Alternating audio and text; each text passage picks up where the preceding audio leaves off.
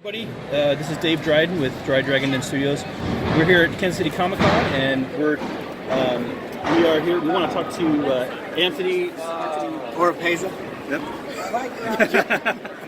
And great guy, but we wanted to just talk to him about his comics and how he comes up with his comics. And he's got a great one here, and a really cool, unique way of presenting it to your audience as well. So, Anthony, tell us a little bit about. Here we go. Tell us a little bit about your comic here.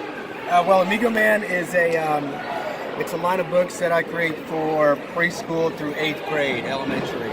And I create basically 4 types of books for 4 different types of reading levels. We'll get something for preschool, 1st grade, and then we'll go up to 2nd, 3rd, 4th, 5th, and 6th to 8th. So different writing styles, different layouts, larger fonts, larger images, and then after we finish writing it, of course, all in English first, we turn around and we translate it to Spanish. So the books, when they're finished, are both bilingual, published in one book. So, like what you're flipping through is our Frankenstein, Amigoman vs. Frankenstein, and at the end of this story will be halfway through. So if you close the book, you flip it, the book will eventually have the Spanish version or the other language version on the other side. And that's basically how all of our books will end up, all bilingual. We got some WWF going on in the background. This is when I was talking to you earlier. I was really impressed with number one, why you're trying to do it, but also how you're presenting this, and the whole bilingual thing. I think was really cool. Originally, it was for 1835 demographics, but then a teacher friend of mine, I asked her to see if what the kids thought, because I wanted to get some actual feedback from comic book readers, and she went to her 3rd grade class and said, "Hey, this is not third grade type of comic book." So I said, "You know what? Maybe I need to adjust my book, my writing." And so I wrote something that was for elementary school. And then I went to a school and showed them a 3rd grade type of book. And the preschool 1st grade teacher said, "Hey, do you have something for us?" And I'm like, "Not yet." And then eventually all the grades were interested. So now I write for 4 different types of reading levels. Yeah. So, and it's been really good. The schools have been accepting. The kids love it. I love telling the story to the kids, and when I give them the story and show them the characters and give them a demo on the artwork, they really, really enjoy it. So it's really cool. That's cool. It's really cool. This was really neat. Cool. So tell us a little bit about. I guess you kind of have been telling us what inspires you and doing this. Why did you get into comics? Well, I was a big fan of comic book art growing up. Okay.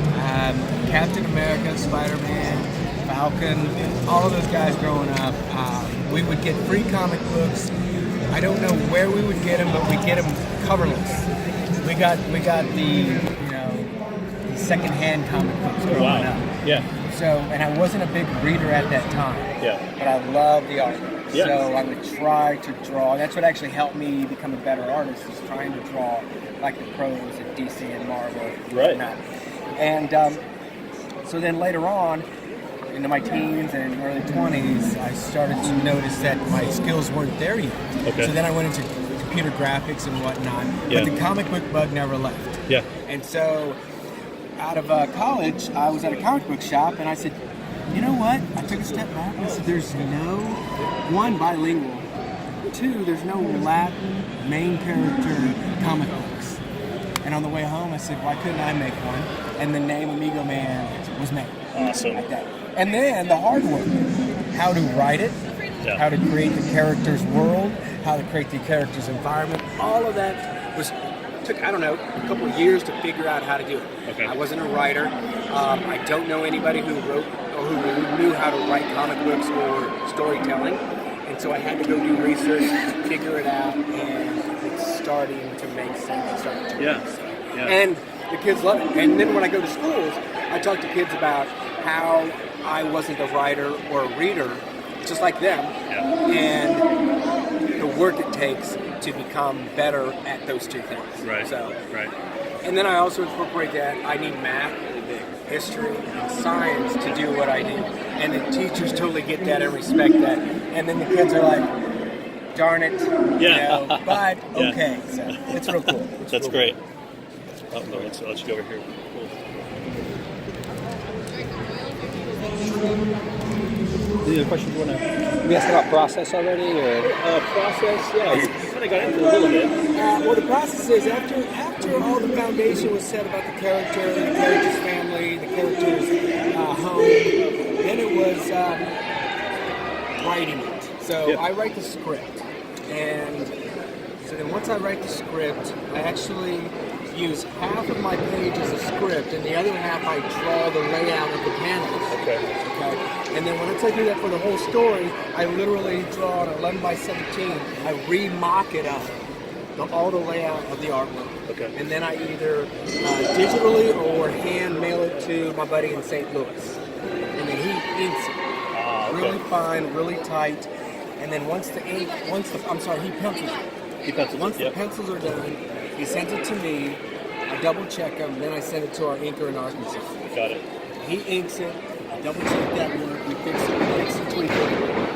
And then once that's done, sends it to me. I put the letters on it, and then I actually get the cover art done. I do most of the cover coloring, and then we get it edited and send it to print. Once that's done, and everything is cool with the English, we find a translator, and the translator translates it to Spanish. Okay. And then we have 2 books ready to go all in one. That's great. So, That's great. Cool. Well, I really respected what you're doing here. You're fellow artists as well, and it's been great to know you. And we wish you the best with this. And Amigoman, I love it. I love the visual of Amigoman too. Amigoman. thank you. And you know what? To be honest with you, it was primarily made so that I can go into my, I guess you could call it urban type of city of Kansas City, Kansas, and Yeah. that's cool. And when I do, they love it. But I've been getting a lot of love from the suburban outside the urban area. Yeah, right. And part of it is funding, PTA and whatnot, school funding. But the thing is the kids, it doesn't really matter where the character is or what, but a good story. Yeah. It really does. A good story really will hit with the kids. And the kids are some of the most honest kids. If the story isn't any good, believe me, a 3rd grader, 4th grader, 5th grader They'll let you know. They'll let you know. They'll tell you. Yeah, that's so funny. It's been a really cool experience. Cool. All right. Cool. Well, Anthony, thanks again for your time today. We appreciate all the best to where you. can we find out more about Amigoman? Oh, yeah, here. Amigoman.com. There you go. Sweet. All right. All right, guys. All right. Good luck. Good luck today. All right. Thanks again. Got it.